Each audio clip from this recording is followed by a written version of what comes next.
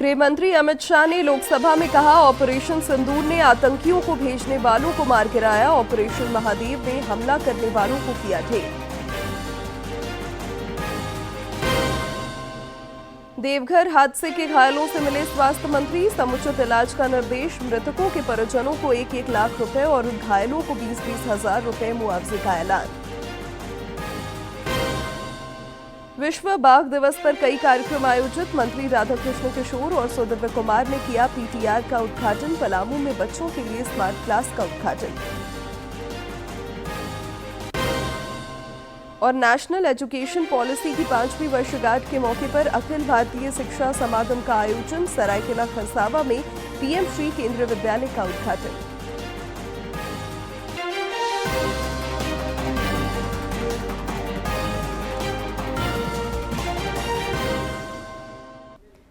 नमस्कार, प्रादेशिक समाचार में आपका स्वागत है। मैं हूं शिवानी कुमारी और अब समाचार विस्तार से। ऑपरेशन सिंदूर पर लोकसभा में चर्चा के दूसरे दिन गृह मंत्री अमित शाह ने कहा कि ऑपरेशन सिंदूर ने आतंकवादियों को भेजने वालों को मार गिराया, जबकि ऑपरेशन महादेव के जरिए हमला करने वालों को ढेर किया गया। अपने लंबे वक्तव्य में श्री शाह ने पूर्ववर्ती सरकारों समेत विपक्ष पर आतंकवाद के खिलाफ ठोस कार्रवाई नहीं करने की भी बात कही। श्री शाह ने कहा कि मोदी सरकार आतंकियों पर तुरंत कार्रवाई करती है। इसका परिणाम पूरी दुनिया ने देखा है।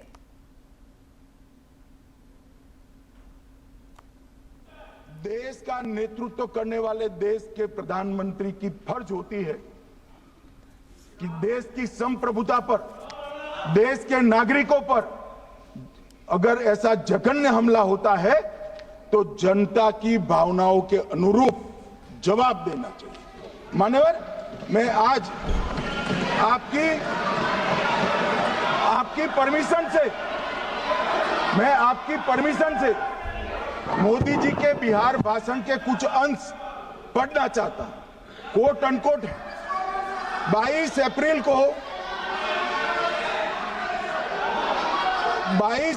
को पहलगाम का यह हमला केवल निहत्थे पर्यटकों पर नहीं बल्कि पूरे भारत की आत्मा पर एक दुस्साहसपूर्ण प्रहार है। आतंकवाद के प्रति दृढ़ और कड़ा रुख, आतंकियों और इसके हमले की साजिश रखने वालों की कल्पना से भी बढ़कर उनको सजा दी जाए। मान्यवर, महत्वपूर्ण है आतंकियों और इसकी साजिश रचने वाले दोनों को। आतंकियों की बची खुची जमीन भी मिट्टी में मिलाने का समय आ गया है। 140 करोड़ भारतीय इस बात के लिए एकजुट है कि आतंक के आकाओं की कमर तोड़ दी जाएगी। भारत हरेक आतंकवादी और उनके समर्थकों की पहचान करेगा, उनका पता लगाएगा और उन्हें दंडित करेगा। आतंकवाद कभी भी भारत की आत्मा नहीं तोड़ पाएगा। न्याय सुनिश्चित करने का मैं हर संभव प्रयास करूंगा। अनकोट। अब इसमें किसी को चुनावी भाषण दिखाई पड़ता है तो उसकी समझ शक्ति पर बहुत सारे सवालिया निशान लग जाते हैं। प्रधानमंत्री नरेंद्र मोदी ने लोकसभा में अमित शाह के वक्तव्य की सराहना की है। प्रधानमंत्री ने गृह मंत्री के वक्तव्य को सोशल मीडिया पर शेयर करते हुए कहा कि अमित शाह ने ऑपरेशन सिंदूर और ऑपरेशन महादेव को लेकर पूरे विस्तार से जानकारी साझा की है। आतंक के खिलाफ इन अभियानों ने कायर आतंकियों के सफाई में काफी अहम भूमिका निभाई है। पीएम ने कहा कि गृह मंत्री ने देश की सुरक्षा सुनिश्चित करने के लिए हमारी सरकारों के प्रयासों पर पूरी गंभीरता से अपनी बात रखी। मैंने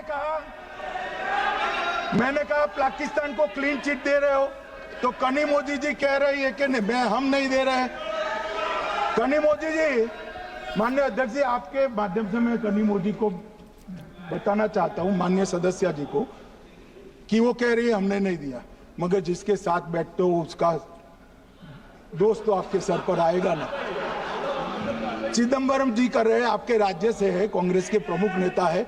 देश के पूर्व गृह मंत्री कह रहे हैं कि पाकिस्तान ने आतंकवादी नहीं भेजे थे। क्या क्लीन चिट देना चाहते? किसी को अधिकार नहीं है साहब यहाँ आतंकवाद पर बोलने का। किसी को अधिकार नहीं। मान्यवर, मैं अब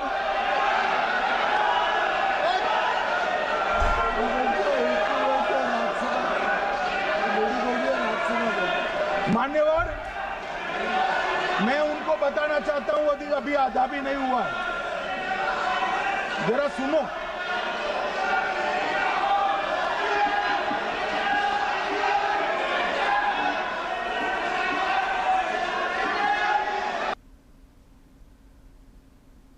ऑपरेशन सिंदूर पर राज्यसभा में रक्षा मंत्री राजनाथ सिंह ने चर्चा के दौरान कहा कि पहलगाम हमले के बाद हमारे पास कई विकल्प थे, लेकिन हमने वही रास्ता चुना जिसमें आतंकियों और उनके ठिकानों को अधिकतम नुकसान हो।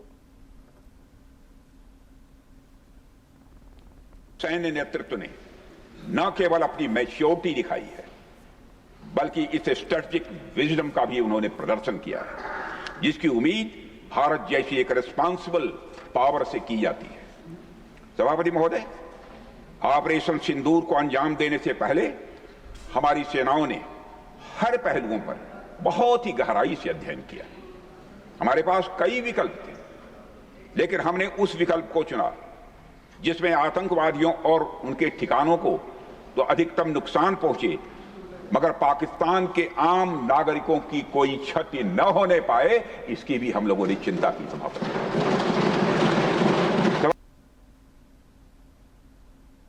देवघर में आज सवेरे एक बस दुर्घटना में 6 कांवरियों की मौत हो गई, जबकि कई अन्य लोग घायल हो गए। मुख्यमंत्री के निर्देश पर स्वास्थ्य मंत्री डॉक्टर इरफान अंसारी ने अस्पताल में घायलों से मुलाकात कर उनका हालचाल जाना। उन्होंने जख्मी लोगों के बेहतर इलाज के लिए जरूरी निर्देश भी दिए। स्वास्थ्य मंत्री ने बताया कि मृतकों के परिजनों को 1-1 लाख रुपए, जबकि घायलों को 20-20 हजार रुपए मुआवजा दिया जाएगा। मुख्यमंत्री आदरणीय हेमंत सोरेन जी से मेरी वार्ता हुई है और उन्होंने निर्देश दिया है कि चाहे वो झारखंड के हो चाहे झारखंड के बाहर हो, जब हमारे यहाँ आए हैं उनकी मृत्यु हो गई है, एक्सीडेंट में मृत्यु हो गई है, तो आपदा विभाग के मंत्री होने के नाते हमने तमाम जो मृतक परिवार को 1-1 लाख रुपया हम देने की घोषणा भी हम किए और सभी मृतक परिवार को हम देंगे। घायलों के जो घायल हैं उसको भी हम देख रहे हैं, उसको भी अपने स्तर से हम देंगे। दवाइयाँ फ्री हमने कर दिया, जांच हमने फ्री कर दिया है और हर तरह का जो उसको चाहिए, यहाँ तक कि घर जाने तक पहुँचाने तक सारी व्यवस्था सरकार की होगी। प्रदेश भाजपा अध्यक्ष और नेता प्रतिपक्ष बाबूलाल मरांडी ने राज्य की स्वास्थ्य व्यवस्था पर सरकार को फिर घेरा है। उन्होंने कहा कि समय पर वेतन का भुगतान नहीं होने के कारण एम्बुलेंस कर्मचारी हड़ताल पर बैठे हैं। मरीज परेशान है, लेकिन सरकार का कोई फिक्र नहीं है। श्री मरांडी ने कहा कि सिर्फ बयानबाजी से व्यवस्था नहीं सुधरेगी, स्वास्थ्य मंत्री को संवेदनशीलता दिखाने की जरूरत है। कोलकाता स्थित अमेरिकी महावाणिज्य दूत ने राजभवन में आज राज्यपाल संतोष कुमार गंगवार से शिष्टाचार मुलाकात की। इस दौरान दोनों के बीच विभिन्न मुद्दों पर बातचीत हुई। राज्यपाल ने महावाणिज्य दूत को राज्य की समृद्ध संस्कृति तथा सामाजिक और आर्थिक विशिष्टताओं से अवगत कराया।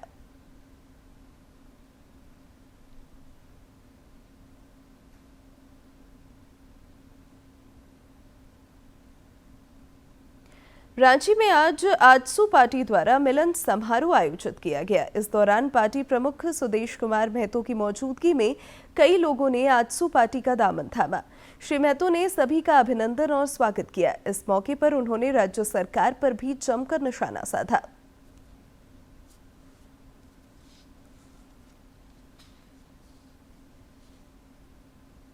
तो पौराणिक जो व्यवस्था थी, जो एक व्यवस्था चली आ रही है लंबे समय से कि विश्वविद्यालयों में और इन पदों पर नियंत्रण सीधे तौर पर राज्यपाल जी का होगा, वहां से इन चीजों का निर्णय आएगा। कहीं ना कहीं ये दो विचारधारा का सरकार होने से उनको ये लग रहा है कि हम अपनी विचारधारा को शायद पूर्ण रूप से या अपने लोगों को पूर्ण रूप से स्थापित नहीं कर पा रहे हैं, इसीलिए ये खेल खेला जा रहा है। सफलता के लिए आंखों की दृष्टि से अधिक जरूरी जज्बा और विजन है। जिसके बूते हर लक्ष्य हासिल किया जा सकता है। कोडरमा के दृष्टि बाधित रोशन कुमार ने जेपीएससी में सफलता हासिल कर इसे चरितार्थ किया है। कोडरमा के दृष्टि बाधित रोशन कुमार ने जेपीएससी में 340वां रैंक हासिल किया है। उनका चयन झारखंड वित्त सेवा के लिए किया गया है। आर्थिक बंदिशों के साथ साथ शारीरिक मजबूरियों से जूझते हुए उन्होंने यह मुकाम हासिल किया। रोशन विजुअल डिसेबिलिटी निस्टेगमस की बीमारी से ग्रसित है। इस बीमारी में आंखों की पुतलियां स्थिर नहीं रहती, जिसके कारण चीजें धुंधली नजर आती हैं। रोशन ने इन शारीरिक कष्टों के बावजूद हार नहीं मानी और अपना लक्ष्य हासिल किया। फोकस कर पाना मेरे लिए मुश्किल होता और इस दौरान सर बचपन से ब्लैक बोर्ड देखने में समस्या होती थी और जिससे चलते समस्या तो आती थी और साथ ही साथ लिखने में भी समस्या होती थी, क्योंकि मुझे कोई भी चीज पढ़ने के लिए आंखों के एकदम पास लाना पड़ता है। जिससे समस्या तो आई सर, लेकिन फिर भी सभी के सहयोग से मैंने यह काम किया है। डोमचांच नगर पंचायत के रोशन कुमार को विजुअल डिसेबिलिटी के कारण परीक्षा में स्क्राइब की सुविधा मिली थी। स्क्राइब के रूप में उनकी सहयोगी रही छोटी बहन स्नेहा रोशन की इस कामयाबी से बेहद खुश हैं। बस लास्ट में मेरा था कि इनका लिख देना है वहां पर जाके, क्योंकि इनको दिक्कत है, कोई लिखेगा नहीं, मतलब उतना अच्छे से कोई नहीं लिख पाएगा, इसीलिए हम लिख दिए जाके। बहुत ही अच्छा लग रहा है हमको कि मेरा भाई ऐसा अधिकारी बन गया है।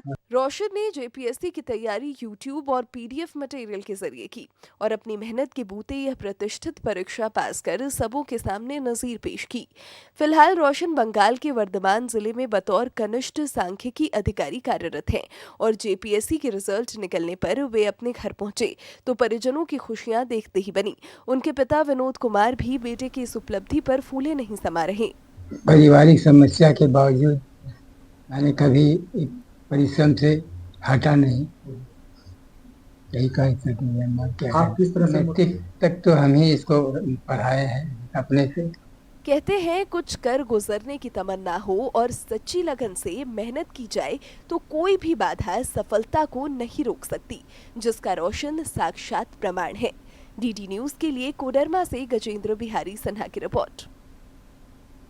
ऑपरेशन सिंदूर को लेकर लोकसभा में प्रधानमंत्री के वक्तव्य को आइए देखते हैं।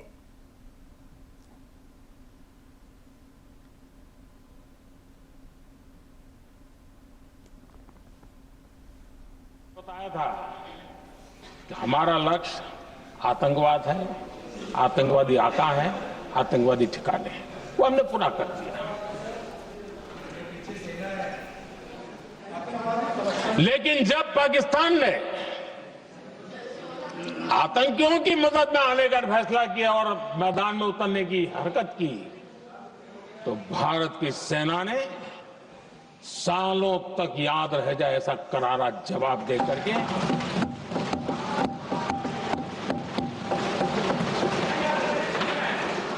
9 मई की मध्य रात्रि और 10 मई की एक प्रकार से सुबह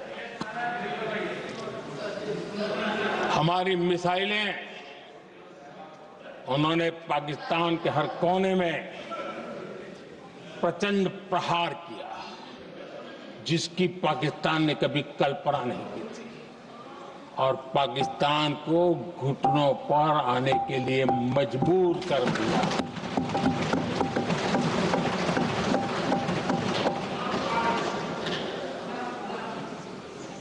और आपने टीवी में भी देखा है, वहां से क्या बयान आते थे। पाकिस्तान के लोग, अरे मैं तो स्विमिंग पूल में नहा रहा था, कोई कह रहा था मैं तो दफ्तर जाने की तैयारी कर रहा था, हम कुछ सोचे इस पहले तो भारत ने तो हमला कर दिया। ये पाकिस्तान के लोगों के बयान है और देश ने देखे हैं। स्विमिंग पूल में नहा रहा था।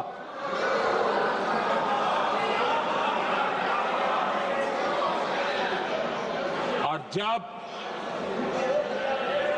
इतना कड़ा प्रहार हुआ, पाकिस्तान ने कभी सोचा तक नहीं था, तब जाकर के पाकिस्तान ने फोन करके डीजीएमओ के सामने फोन करके गुहार लगाई, बस करो, बहुत मारा, अब ज्यादा मार झेलने की ताकत नहीं है।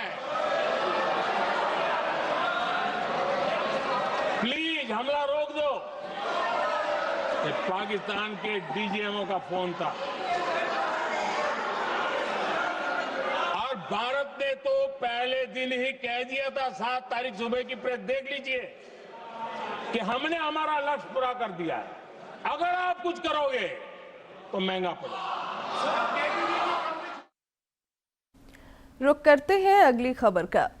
रामगढ़ में पुलिस ने एक वाहन से करीब 500 किलोग्राम डोडा जब्त किया है, जिसकी बाजार कीमत 20 से 50 लाख रुपए आंकी जा रही है। पुलिस अधीक्षक अजय कुमार ने बताया कि गुप्त सूचना पर पुलिस को यह कामयाबी मिली। इस डोडा की खेप को बोकारो से लाया जा रहा था। उन्होंने बताया कि इस मामले में 2 लोग पकड़े गए हैं। 1C7235 नंबर की गाड़ी है और उसको रोकने, गाड़ी रुकी नहीं, भागने का प्रयास किया। पुलिस के द्वारा खदेड़ कर उसको पकड़ा गया। उसमें 2 व्यक्ति उस पर बैठे हुए थे, जिसका नाम संदीप रजक और संतोष राम है। दोनों गिरिडीह के रहने वाले हैं। और उस गाड़ी को जब चेक किया गया तो उसमें 18 बोरा डोडा, अफीम के डोडा बरामद हुआ है। उसका विधिवत तरीके से उसको जब्त किया गया। उसकी पूरी इन्वेंट्री बनाई गई। पूरा वजन उसका 480 केजी पाया गया है। कृषि प्रक्षेत्र के विकास और किसानों के संवर्धन की दिशा में केंद्र सरकार सतत प्रयत्नशील है। इसी के तहत प्रधानमंत्री किसान सम्मान निधि योजना की शुरुआत की गई, जो कि किसानों के हित में कारगर सिद्ध हो रहा है। साहिबगंज के सीमांत किसान भी योजना का लाभ लेकर खाद, बीज और कृषि उपकरण खरीद रहे हैं।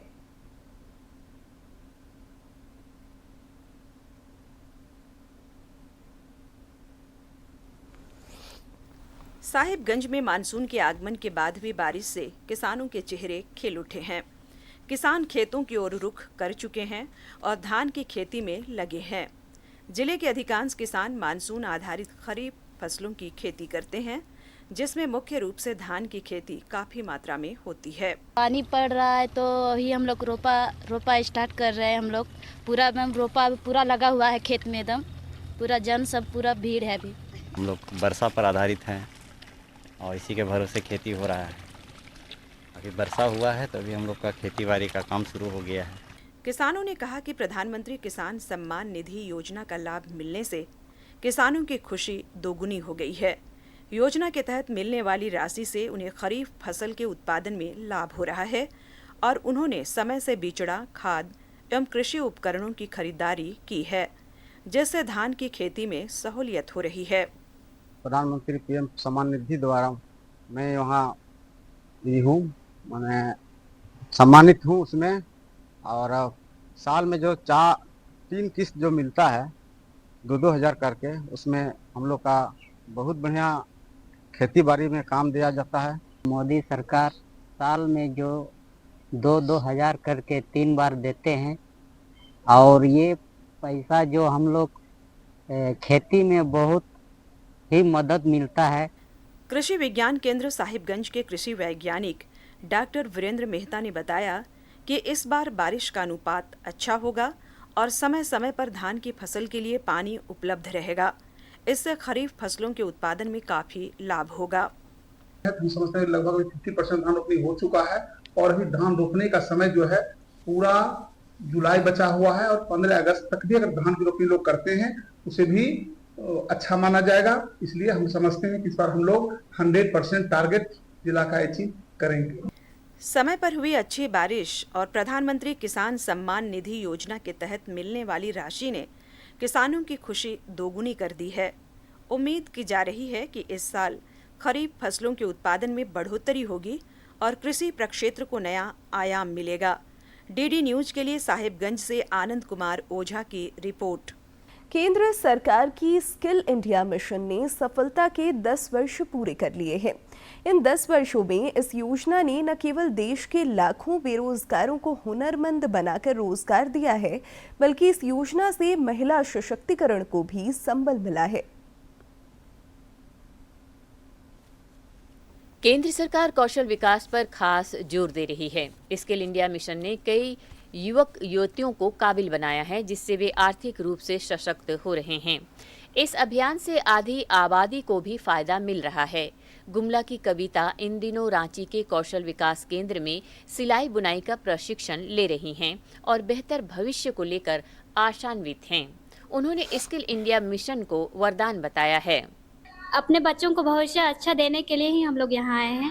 अगर यहाँ से अगर प्रशिक्षण करके पैसा इनकम करके बच्चों को अच्छा शिक्षा देने के लिए ही आए हैं और अच्छा से अच्छा शिक्षा दे सकते हैं, और हम लोग खुद सेल्फ डिफेंड के लिए भी आए हैं। कविता की तरह ही कई जिलों की ग्रामीण युवतियां भी सिलाई का निःशुल्क प्रशिक्षण प्राप्त कर रही हैं ताकि आत्मनिर्भर बनकर परिवार को संबल प्रदान कर सकें। सीख के भी अगर जॉब नहीं करना चाहते हैं तो घर पे भी कर सकते हैं, और सरकारी योजना से भी लोन भी मिल जाएगा और अपना भी कर सकते हैं बिजनेस के लिए। बहुत अच्छा से सिखा रहे हैं। आप लोग भी बेरोजगार हैं, सीखिए, इसमें बहुत अच्छा है। सीख के जॉब भी मिलेगा और अपना घर परिवार को अच्छी तरह से देखभाल भी कर सकते हैं। 3 महीना के बाद जॉब भी मिलेगा। यहाँ से ऐसा नहीं है कि आप अपना जाके घर पे बिजनेस ही कर सकते हैं। यहाँ पर ऐसा है कि हम लोग को यहाँ से बिजनेस का मतलब दूसरा जगह प्लेसमेंट भी देते हैं। यहाँ का जो ट्रेनर सब जितना भी है।